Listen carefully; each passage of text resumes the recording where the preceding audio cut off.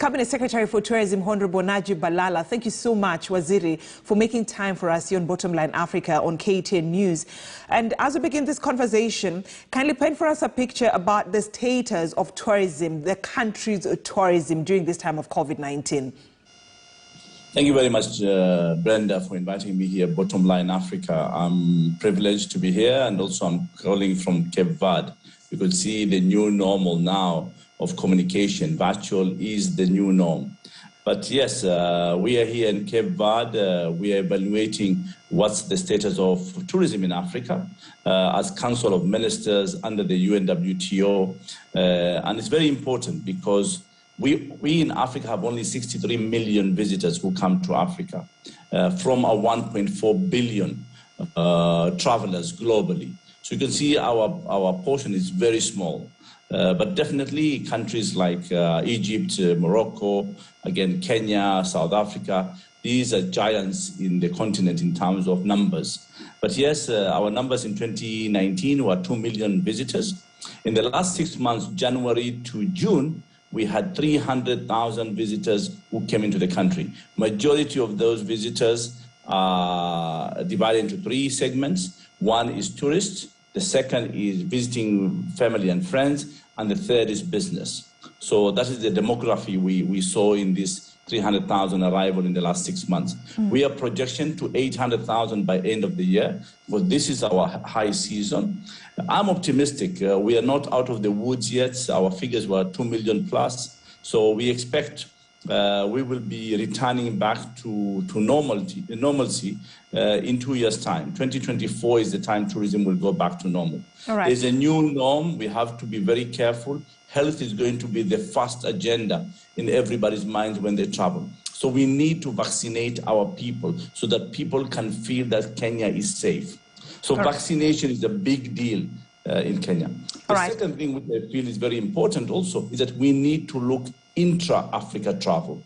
If we do improve on infrastructure and connectivity within the continent of Africa, from 1.3 billion people in the continent of Africa, if we start with even 100 million to 300 million in 5 years' time, I think it would be a major achievement for the continent of Africa. All right. And Waziri, I know for a fact that the tourism sector has been having, packages for Kenyans in terms of promoting local tourists, we Kenyans.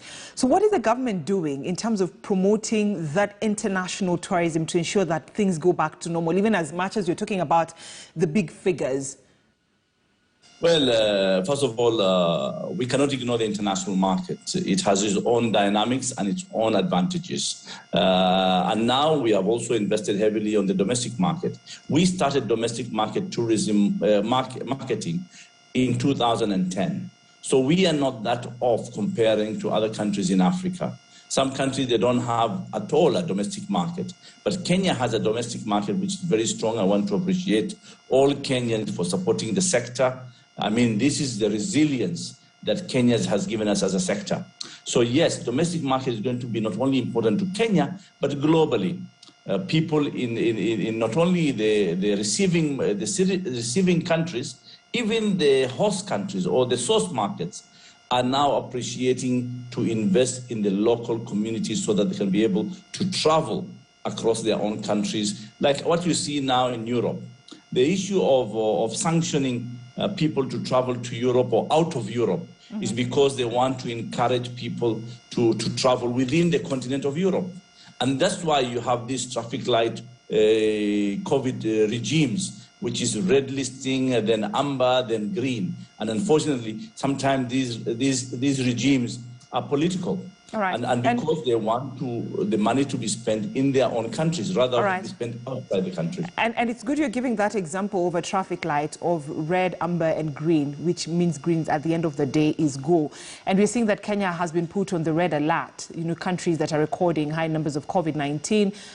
It's been looked at the country's vaccination exercise has not kicked off as expected. It's kicked off well, but the vaccination exercise, the numbers are not turning out to be positive. So what is the government, through your ministry, the Ministry of Tourism, going to do to ensure that, to, convince these countries, especially countries within the Europe areas and the Western region, saying that, Kenya is safe, remove us from that red alert, let your citizens come to a country as international tourists? Brenda, the traffic light COVID protocols or regime, these are political now. Because compared to the number of deaths in Kenya, compared to the UK, compared to the infection rates, people who have been infected in the UK and Kenya, you cannot compare. Incomprehensible. So yes, this is a political statement. I mean, the Delta variant came out from India. How come India has been removed from the red list? We don't want to campaign against India, but I can tell you, I think it's highly political. This is also sometimes sabotaging our economies, but I know the bottom line, they want their people to spend their money in their local economy, which is fine. That's why we in Africa, we must wake up and say there's an opportunity from 1.3 billion people in the continent. Why don't we invest and open up the continent to Africans themselves? And this is the agenda which we are here in Cape Verde as Council of Ministers to discuss. Because without creating a new segment and diversifying the source markets, we will be actually subservient to the source market, and it will be used politically against us. But then, Waziri, you're not answering my question. My question is, so what is the government of Kenya doing in ensuring that these countries that have put Kenya on the red alert give a go-ahead to their citizens to come to the country as international tourists?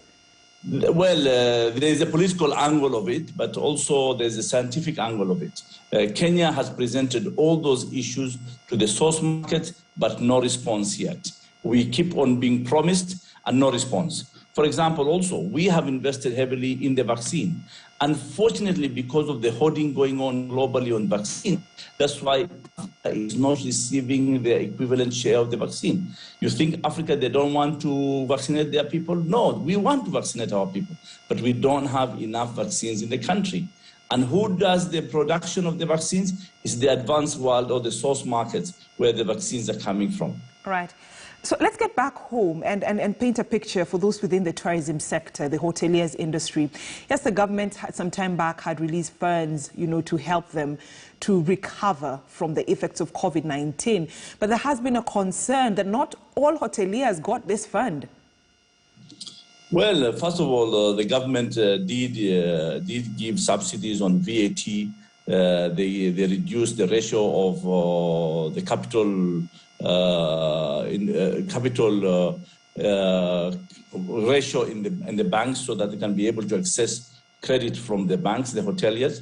The 3 billion shilling that was earmarked for refurbishment, definitely we are not going to give it to everybody. It's only 3 billion shilling, it's very little money. So yes, definitely that is not going to benefit everybody. So it's a small amount of money, and it's been reduced to 2 billion shillings. Right. So you can understand what. And then we have tendered out to everybody, all those recipients who have been approved to receive this money have not complied with the security, credit security requirement of the agency. So if you fail to present your security requirement, then you don't blame anybody from receiving this fund.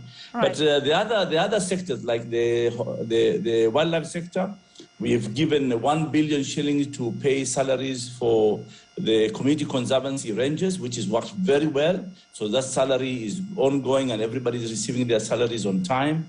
Then we employed, again, 5,500 scouts for wildlife.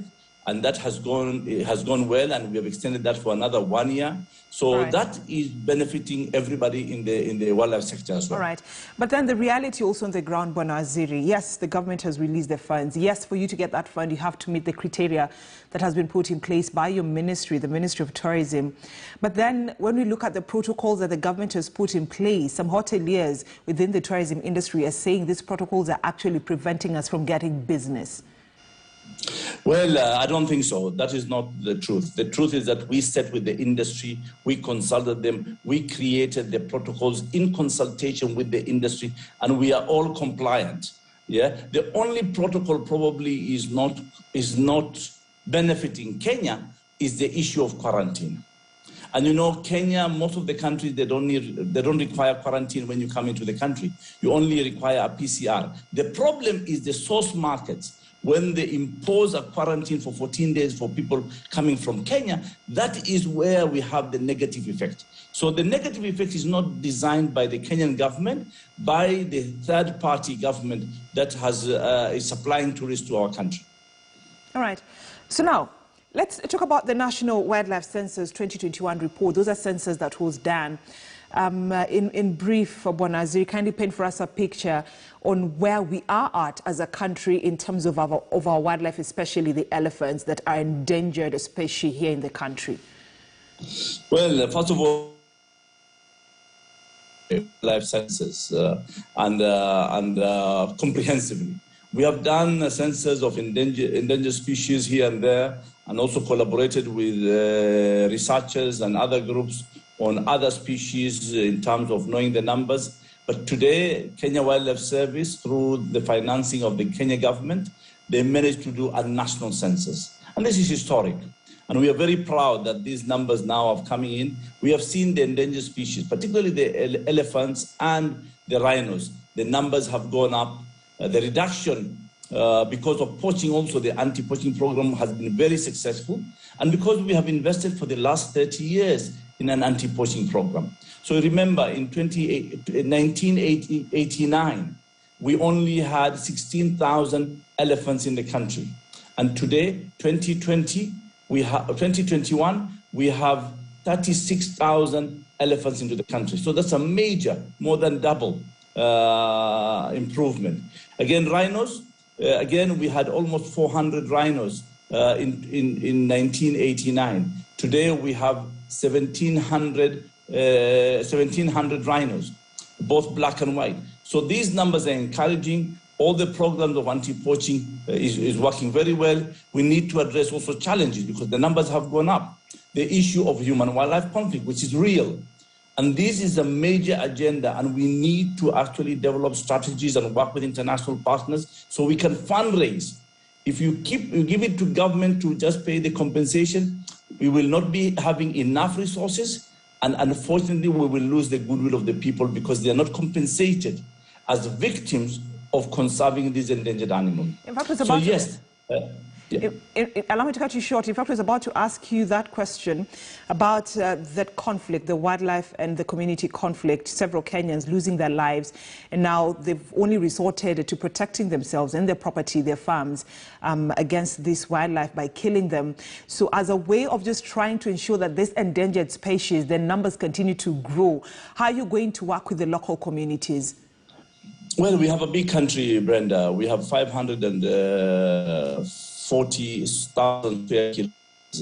So we have a country. Yes, the number which we feel it will be appropriate to have enough elephants. Still, we are in the process of evaluating it, but I believe between 40 and 45,000 elephants. We have enough space. Unfortunate is most of the areas sometimes where the corridors are for elephants, they have been developed by human settlements and agriculture, and this is where the conflict is. But I want to congratulate also Kenyans. Kenyans are sensitive, they are aware that these resources theirs, and yes, they come into conflict with these animals. But again, the major problem is that we must find a solution to compensate.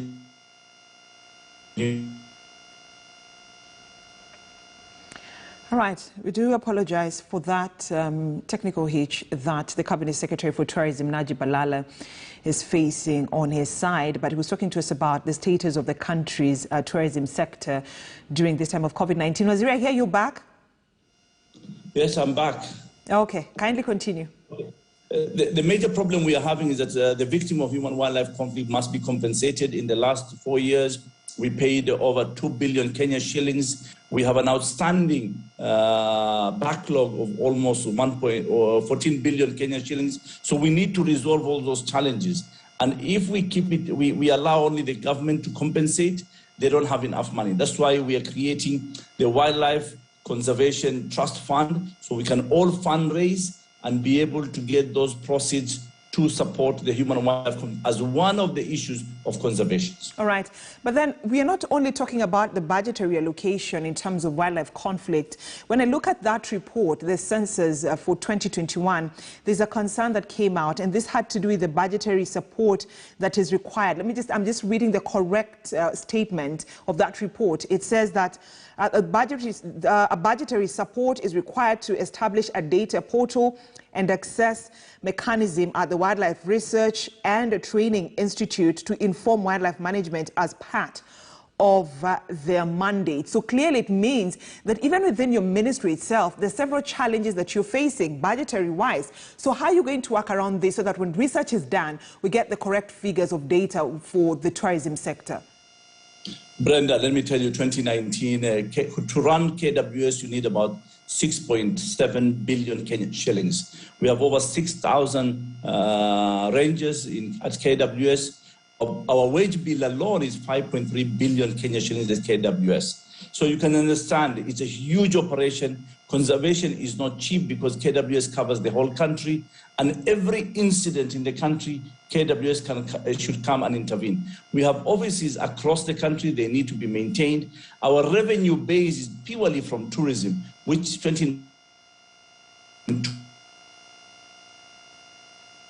we could hardly generate $1 billion shilling last year. And this is the major challenge. And what can we do to improve these resources? Definitely, we are depending exclusively through the government coffers. But again, we need to work with government. How do we be able to be sustainable for the future? All right. Wow. Network issues right there.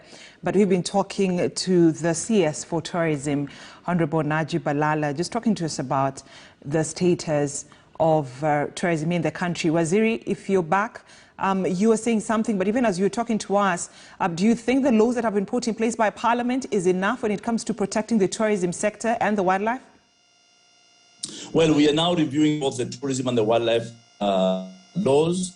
We are under public participation. We should be ready by end of October, and we should present all these laws. And there must be dynamic and innovative laws so that we can look at the future. The last policy of wildlife was approved 1975. And then the first one after 1975 was approved last year by Cabinet. So we are in the life. All right. So when I say, as we bring this conversation to an end, kindly just make it clear for our viewers, especially those within the tourism sector. Some time back, there's a conflicting report about privatizing some of these game parks. How true is that? Well, first of all, we need to be innovative in terms of managing our resources. So remember, we have 23 national parks and 26 national reserves. Most of the national reserves are neglected and they are not being managed. Most of the national parks also, we call them paper parks because we have it on paper, but they don't generate revenue, and also we don't have capacity to maintain them.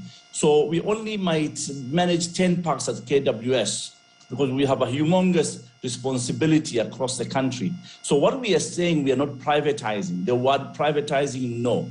We are collaborating under the public-private partnership. So the asset remain the government asset. Security of those resources must remain with KWS, but the operationalization and the investment should be done by the private sector, and there's a win-win situation for a certain period of time. All right. Najib Balala, Honorable Najib Balala, asante sana. That's the language that we say here in Kenya, asante sana, meaning thank you for joining us here on Bottomline Africa today, just to shed more light on the country's status on the tourism sector, and also making it very clear that the government is not privatizing any park, but rather they're going to be working with the management of the park just to try and boost the tourism sector, and also just painting for us a picture on the successes that government of Kenya has made in terms of anti-poaching the dangerous species like the lions, the leopards, and also the elephants. Asante sana, Honorable Najib Balala, Cabinet Secretary for Tourism for Kenya. Now, the recent success of private space flight companies spiked